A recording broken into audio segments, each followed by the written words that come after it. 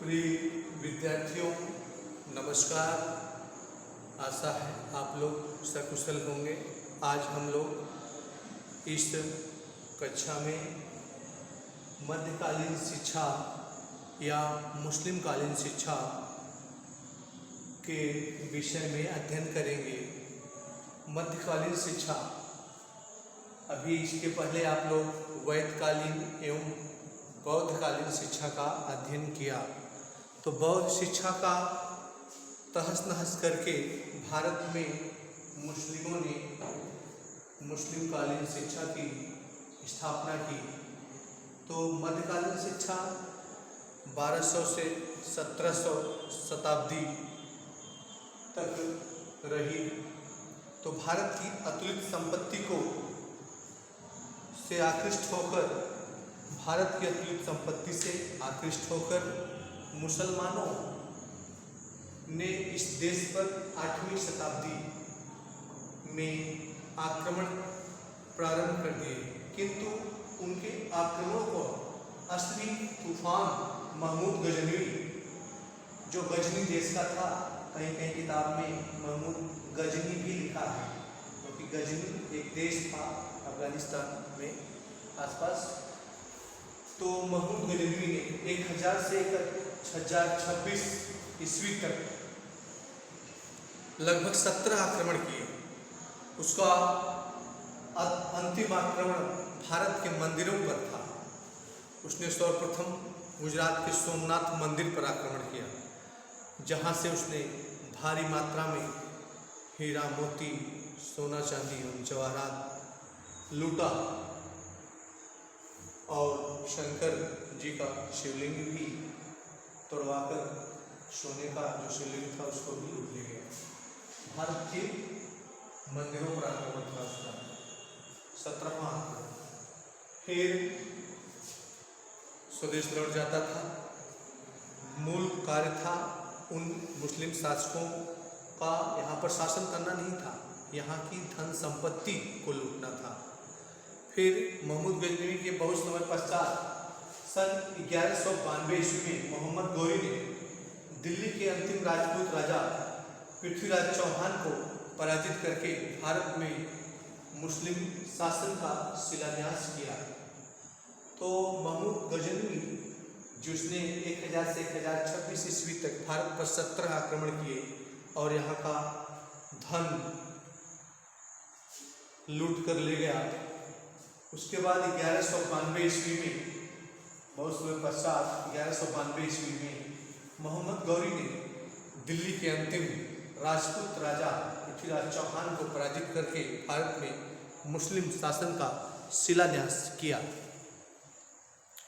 उसकी मृत्यु के उपरांत भारत में क्रमशः गुलाम, खिलजी, तुगलक, सैयद, लोदी और मुगल वंश, गुलाम, खिलजी, तुगलक, सैयद, मोदी, लोदी और मुगल वंश ने सन 1757 ईस्वी तक शासन किया। उस वर्ष लॉर्ड क्लाइव ने प्लासी के युद्ध में विजयी होकर 1757 के बाद लॉर्ड क्लाइव आया, वो प्लासी के युद्ध में विजयी हुआ और भारत में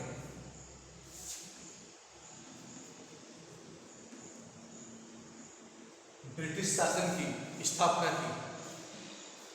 अब आगे हम पढ़ेंगे मुस्लिम कालीन शिक्षा के उद्देश्य।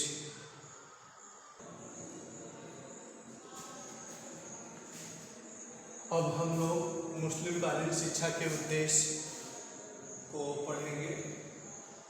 इसमें ज्ञान का पहला उद्देश्य है ज्ञान का प्रसार करना।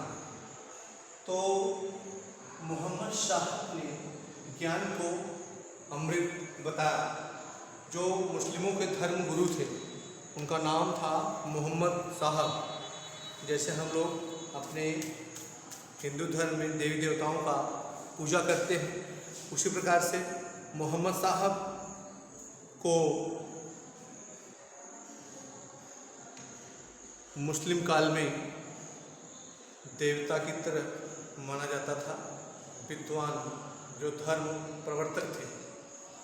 तो मोहम्मद साहब ने ज्ञान को अमृत बताया और कहा था कि ज्ञान ही निजात अर्थात मुक्ति का साधन है। तो मोहम्मद साहब ने यह भी कहा कि ज्ञान ही निजात अर्थात मुक्ति का साधन है। इधर शंकराचार्य ने भी वैदिक काल में कहा था कि सा विद्या या विमुक्तये अर्थात विद्या या शिक्षा वह है जो इस सांसारिक माया मोह से मुक्ति दिलाए। तो कभी कभी जब प्रश्न आता है कि वैदिक कालीन शिक्षा की मुस्लिम कालीन शिक्षा से तुलनात्मक वर्णन कीजिए, तो उसमें ये बातें बताई जाती हैं, परीक्षा में लिखी जाती है उत्तर में। फिर ज्ञान का प्रसार करने में और भी बातें बताई। अपने अनुयायियों को मोहम्मद साहब का उपदेश था कि दान में धन देने की अपेक्षा अपने बच्चों को शिक्षा देना कहीं अधिक अच्छा है। दान में धन देने की अपेक्षा अपने बच्चों को शिक्षा देना कहीं अच्छा है।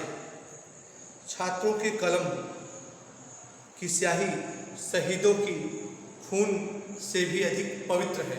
अर्थात मोहम्मद साहब ने ये कहा कि दान में धन नहीं दें आप लोग, बल्कि बच्चों को शिक्षा दें, क्योंकि छात्रों के कलम की स्याही शहीदों के खून से भी अधिक पवित्र है। अर्थात उन्हें शिक्षित करने पर, बच्चों के शिक्षित करने पर विशेष बल दिया।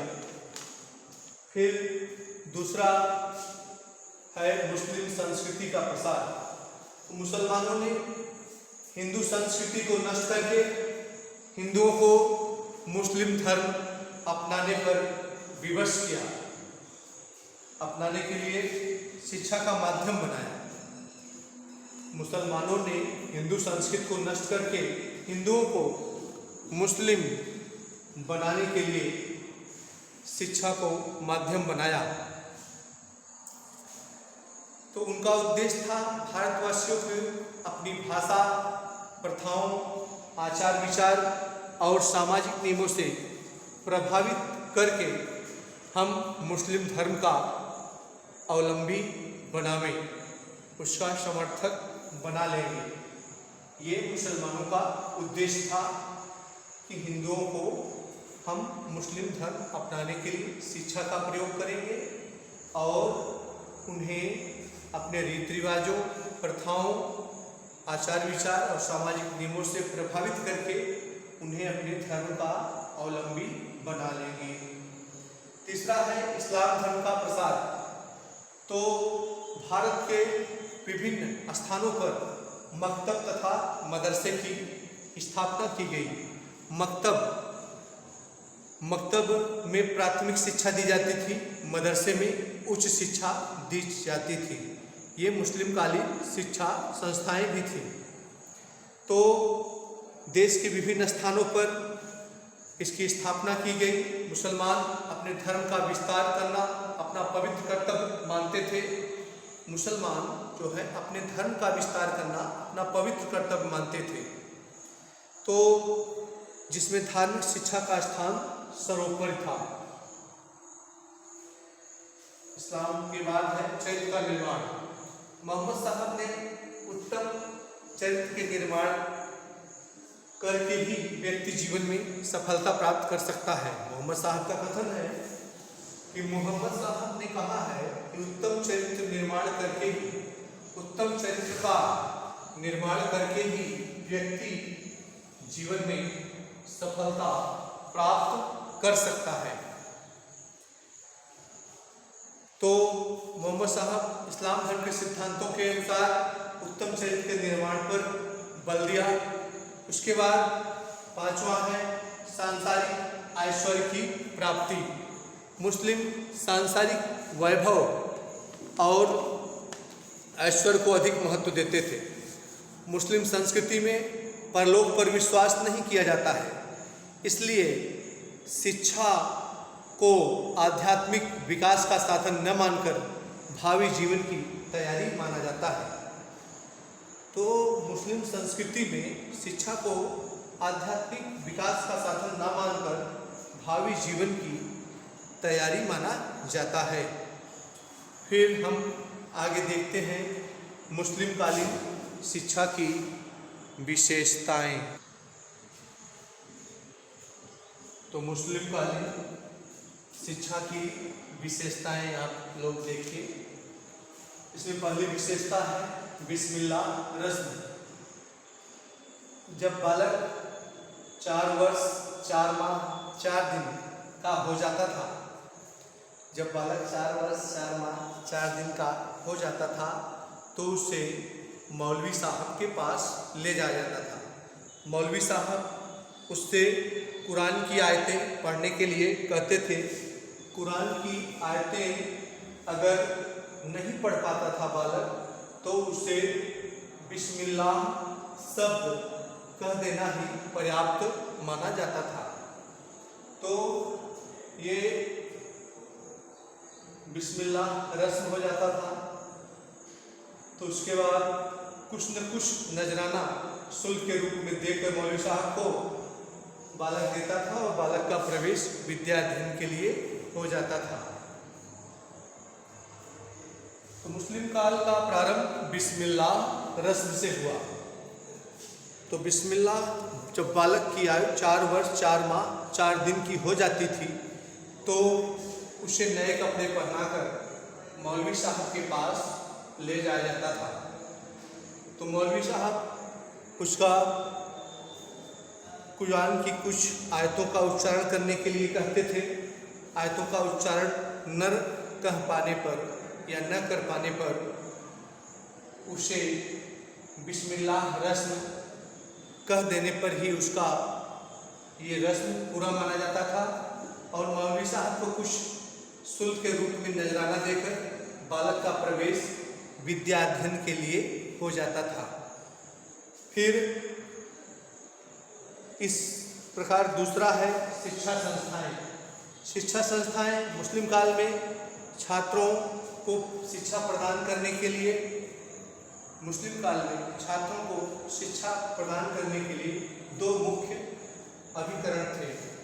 ये अभिकरण जो है प्राथमिक शिक्षा के लिए था मकतब, और ये उच्च शिक्षा के लिए मदरसे थे। उच्च शिक्षा के लिए मदरसे थे। तो प्राथमिक शिक्षा में बालक को लिखना, पढ़ना और बोलना, व्याकरण आदि का ज्ञान कराया जाता था और मदरसों में अरबी, फारसी साहित्य का अध्ययन कराया जाता था। तो प्राथमिक शिक्षा जो है मकतब में दी जाती थी। ये स्कूल थे मुस्लिम काल में जहाँ प्राइमरी एजुकेशन दी जाती थी। तो मकतब शब्द की उत्पत्ति कुतुब शब्द से हुई है, उर्दू भाषा के कुतुब शब्द से हुई है, और दरस से मदरसे की उत्पत्ति हुई है। तो यही है मकतब और मदरसे। इसको हम मुस्लिम कालीन शिक्षा संस्थाओं में एक बार फिर से रिपीट कराएंगे। जब शिक्षा संस्थाएं अलग से पढ़ाएंगे तो ये तो विशेषताओं में है। तो प्राथमिक शिक्षा जो है मकतबों में दी जाती थी और उच्च शिक्षा मदरसे में दी जाती थी। फिर शिक्षण विधि। शिक्षण विधि मौखिक थी, रटन और स्मरण पर बल दिया जाता था। छात्रों को मुख्यतः मौखिक शिक्षा दी जाती थी। इसमें रटन और स्मरण पर बल दिया जाता था, जैसे कुरान की आयतें रटना और उसके बाद जो मुस्लिम ग्रंथ हैं, कुरान धर्म ग्रंथ जो है उसकी आयतें रटना और नमाज वगैरह ये सब रटन तो स्मरण पर बल दिया जाता है। शिक्षक जो है व्याख्यान और प्रश्नोत्तर व वाद विवाद विधि से शिक्षण कार्य करते थे। स्वाध्याय विधि से ज्ञान प्राप्त करने पर बल दिया जाता था। शिक्षा का माध्यम अरबी व फारसी था, परंतु बाद में प्राथमिक शिक्षा उर्दू के माध्यम से दी जाने लगी। तो शिक्षा का माध्यम जो था अरबी और फारसी था, परंतु बाद में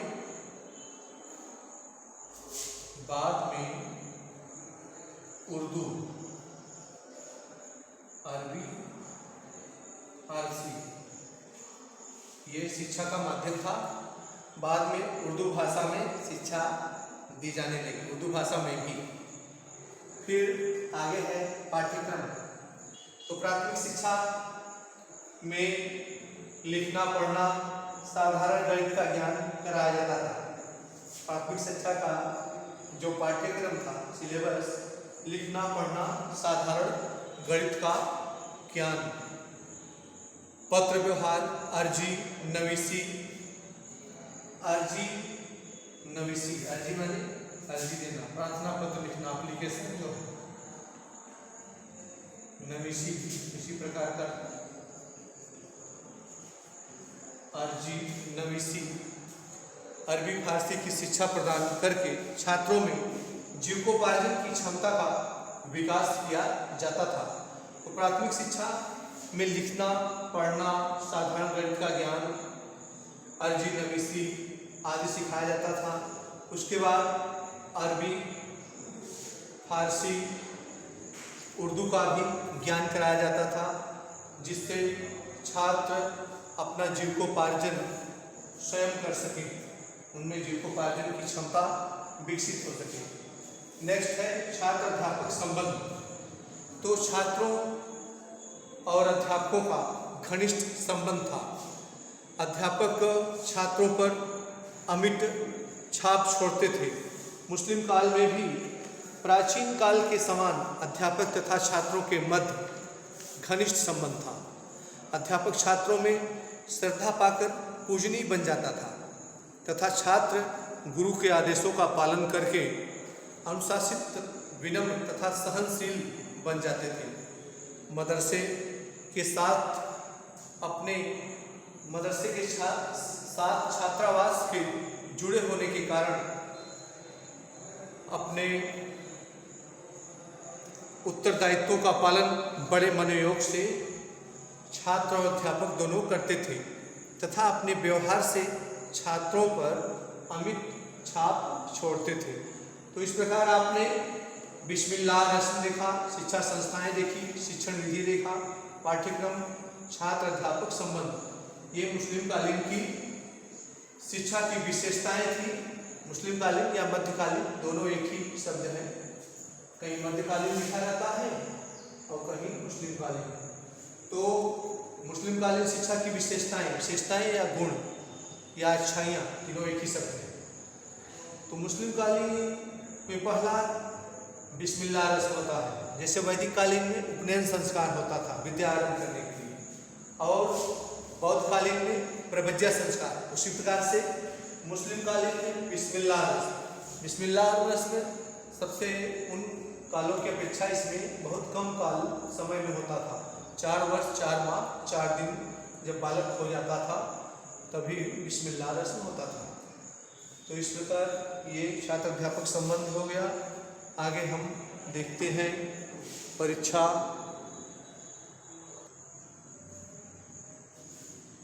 तो मुस्लिम काल की शिक्षा की विशेषताओं में हम लोग अब परीक्षा प्रणाली देखते हैं। तो इस काल में परीक्षा जो है प्रणाली, शिक्षक द्वारा छात्रों को पर्याप्त ज्ञान देने के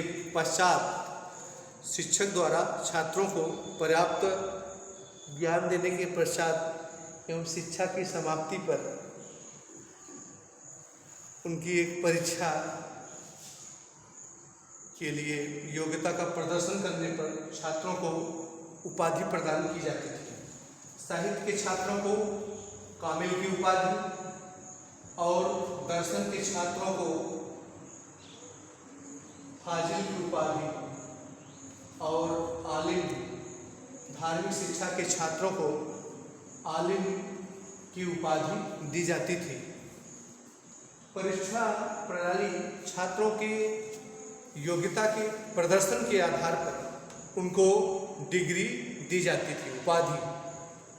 तो ज्ञान व योग्यता का प्रदर्शन करने पर छात्रों को अध्यापकों के द्वारा, साहित्य के छात्रों को कामिल, दर्शन के छात्रों को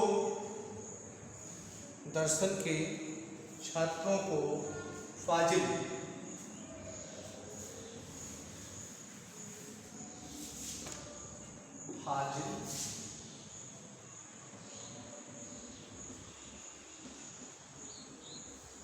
और धार्मिक शिक्षा के छात्रों को आलिम की डिग्री दी जाती थी।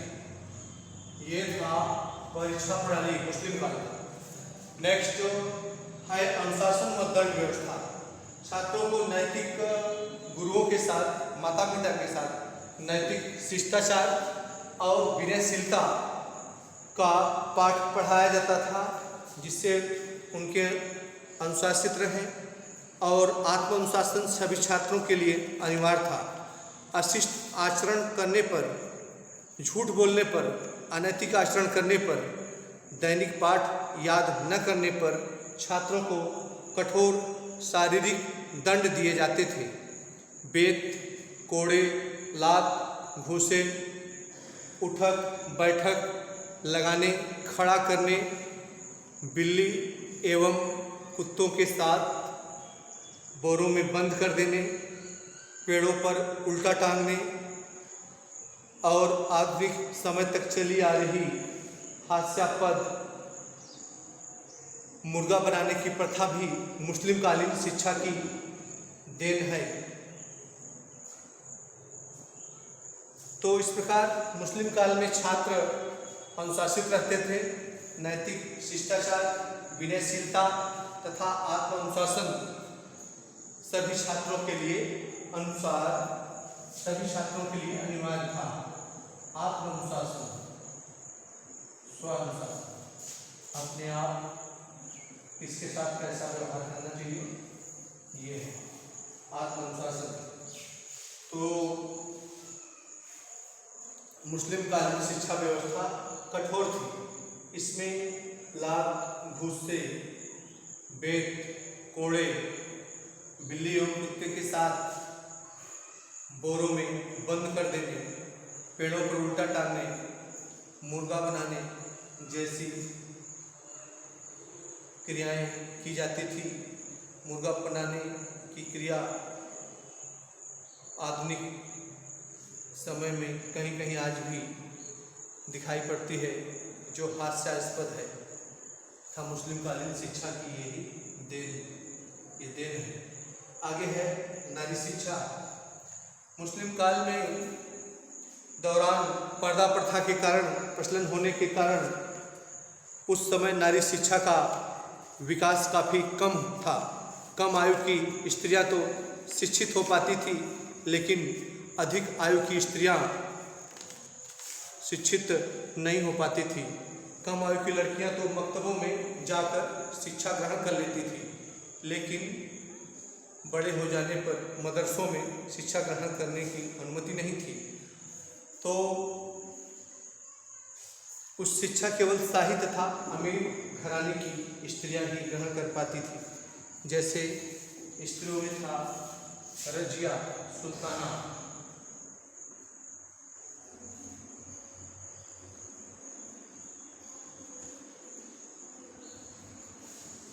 गुलबदन बेगम,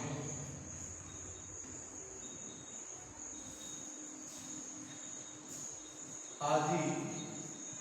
ये मुस्लिम कालीन और उच्च घराने, राजघराने की स्त्रियां थी, जहां मौलवी उनके घर जाकर उच्च शिक्षा देते थे। प्राथमिक शिक्षा तो मदरसों में ही दी जाती थी। फिर अगला है व्यावसायिक शिक्षा। तो व्यावसायिक शिक्षा मुस्लिम शासकों ने ललित कला, हस्तकला तथा वास्तुकला जैसी व्यावसायिक शिक्षा का पर्याप्त प्रोत्साहन दिया। दस्तकारी,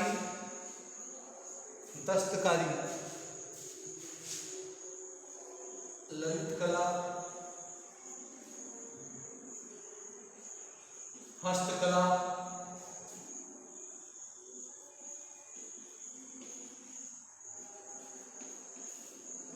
दस्तकारी, नक्काशी एवं जरी का मलमल, हाथीदार, पच्चीकारी आदि कला कौशलों के कार्य उच्च कोटि के किए जाते थे। निपुण योद्धाओं के द्वारा बालकों तथा नवयुवकों को घुड़सवारी,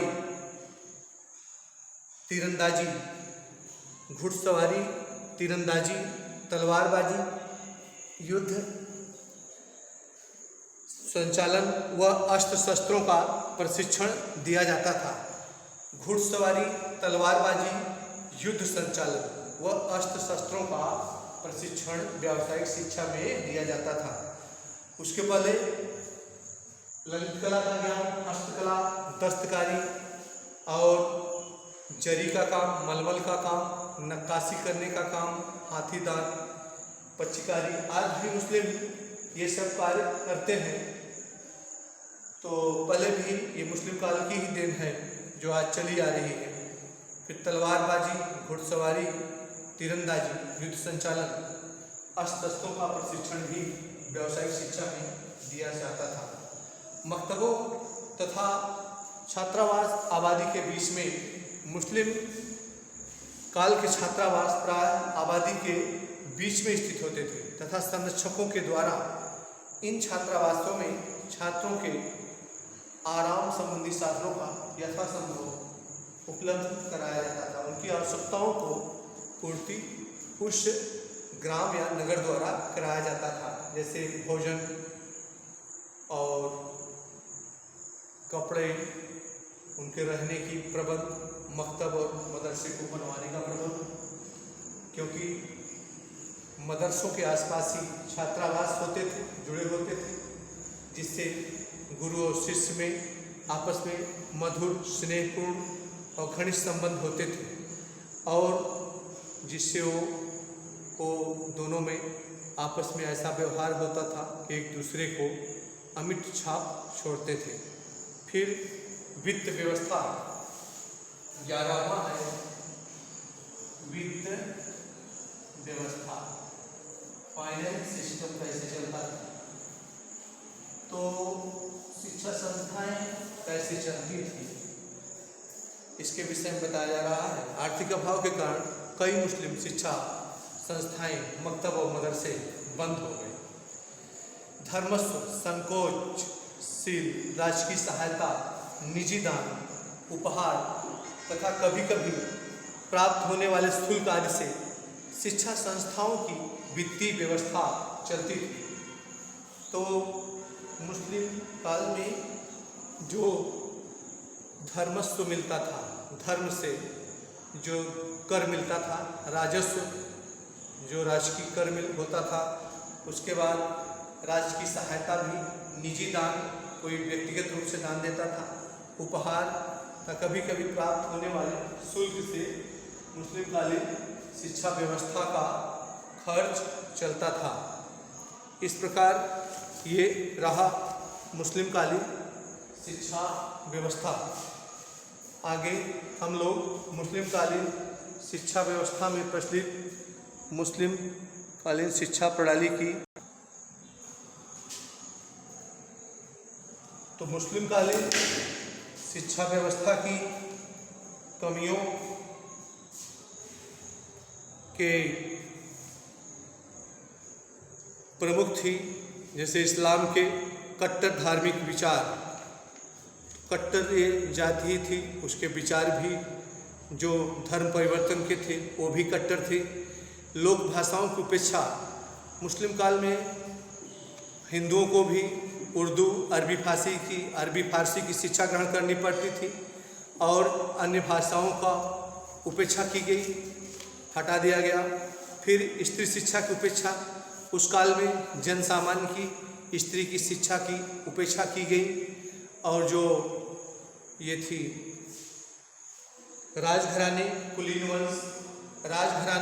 कुलीन वंश या उच्च कुल की स्त्रियां ही शिक्षित हो पाती थी, नहीं तो साधारण स्त्रियां केवल मकतबों में प्राथमिक शिक्षा ही ग्रहण कर पाती थी और मदरसों में स्त्रियों को शिक्षा ग्रहण करने का अधिकार नहीं था। इसलिए जो राजघराने और उच्च वर्ग की स्त्रियां थी। पर्दा प्रथा होने के कारण मौलवी साहब उनके घर जाते थे और उन्हें उर्दू, अरबी, फारसी की शिक्षा प्रदान करते थे।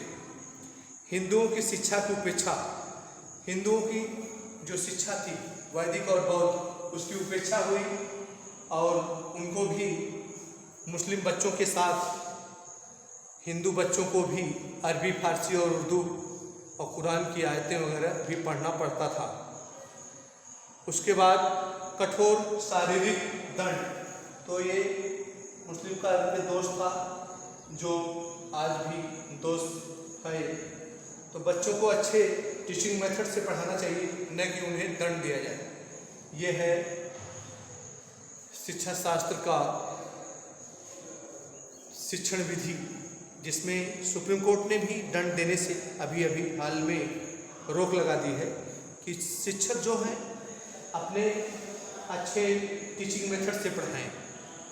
जिस प्रकार का वो बालक है, चाहे मंद बुद्धि का है, चाहे तीव्र बुद्धि का है, प्रतिभाशाली है, क्योंकि क्लास में विभिन्न प्रकार के बुद्धि लब्धि वाले छात्र पाए जाते हैं, तो उनको उसी प्रकार से शिक्षा दी जाए जिस प्रकार वो ग्रहण कर सकें।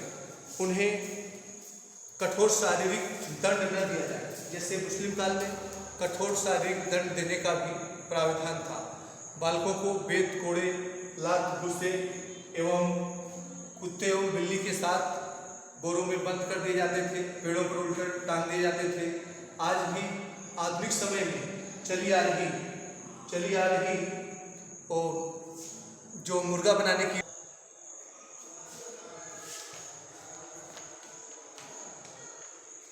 तो मुस्लिम शिक्षा की कमियां, इस्लाम के कट्टर धार्मिक विचार, इस्लाम के कट्टर धार्मिक विचारों में हिंदुओं को भी मुस्लिम धर्म अपनाने पर बल दिया गया।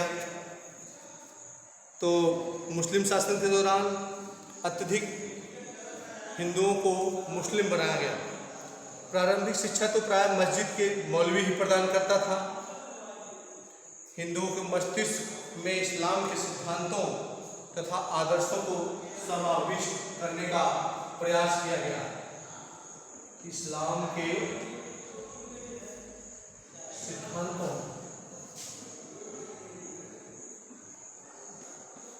आदर्शों को समाविष्ट करने का प्रयास किया गया। फिर दूसरा है लोक भाषाओं की उपेक्षा।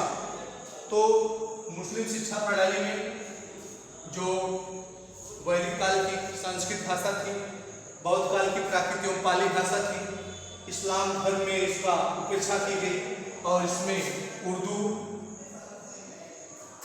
अरबी, फारसी भाषा का अध्ययन कराया जाता था। फिर स्त्री शिक्षा की उपेक्षा, पर्दा प्रथा के कारण स्त्रियों की शिक्षा की उपेक्षा हुई। उच्च कुल की स्त्रियां ही शिक्षा ग्रहण कर पाती थी। उच्च कुल की स्त्रियां ही शिक्षा ग्रहण कर पाती थी। जन सामान्य की स्त्रियों को केवल प्राथमिक शिक्षा ग्रहण करने का अधिकार था। उच्च कुल की स्त्रियां, उनके यहाँ मौलवी साहब जाकर उर्दू, अरबी, फारसी की शिक्षा देते थे। फिर शिक्षा के भौतिक पक्ष पर बल, तो यद्यपि मुस्लिम काल में इस्लाम धर्म का स्थान प्रमुख था, तो भौतिकता पर अधिक बल दिया गया। तो इसका उद्देश्य छात्रों को ज्ञान प्रदान करके समाज में सम्मानजनक स्थान प्रदान करना था, तो जिससे राज्य के श्रेष्ठ पद प्राप्त कर सके और योग्य नागरिक बन सके। हिंदुओं की शिक्षा की उपेक्षा, मुस्लिम काल में उर्दू, अरबी, फारसी की शिक्षा देने के कारण हिंदुओं के जो संस्कृत भाषा थी वैदिक कालीन और जो बौद्ध काल में प्राकृत और पाली भाषा थी, उसकी उपेक्षा हुई। और मुस्लिम जो भाषाएं थी, उर्दू, अरबी, फारसी, उसको हिंदुओं को ग्रहण करना पड़ता था। मकतब और मदरसों में, मकतब में प्राथमिक शिक्षा दी जाती थी और मदरसों में उच्च शिक्षा दी जाती थी। कठोर शारीरिक दंड, मुस्लिम काल में कठोर शारीरिक दंड का रिवाज था।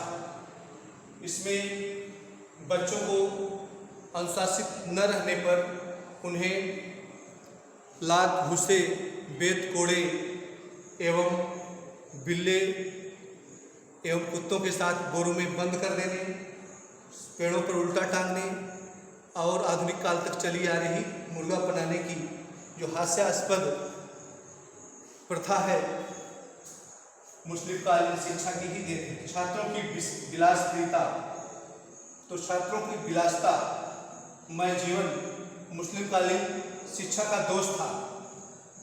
तो दोष या कमियां दोनों एक ही शब्द है। कभी कभी परीक्षा में कमियां पूछ देता है दोष, कुछ छात्र परेशान हो जाते हैं।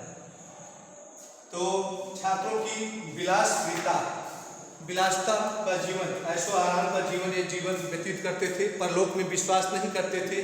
जो वैभव, सांसारिक मायामोह ये जो दिखाई पड़ा है यही सत्य है, यही मानते थे। इसके बाद कोई जीवन नहीं होता, इसलिए ये विलासतापूर्ण जीवन व्यतीत करते थे। शिक्षा में व्यापकता का अभाव था, तो भारतीय शिक्षा में, समाज में विस्तृत तथा व्यापक रूप प्राप्त करने में असफल रही। स्थिरता का, फिर शिक्षा में स्थिरता का भी अभाव था। तो मुस्लिम काल में शिक्षा में स्थिरता का भी अभाव था। यह प्रणाली कोई व्यवस्थित तथा स्थिर रूप न ले सकी। एक शासक के समय शिक्षा प्रोत्साहित होती थी, परंतु दूसरे शासक के समय निरुत्साहित हो जाती थी, अर्थात उसका तहस नहस कर दिया जाता था। फिर आगे है मुस्लिम कालीन शिक्षा की वर्तमान प्रणाली में उपादेयता, क्या प्रासंगिकता है। कालीन शिक्षा व्यवस्था जो कमियां एवं दोष थी, यहीं पर आज हमारा ये यूट्यूब का क्लास ऑनलाइन समाप्त होता है।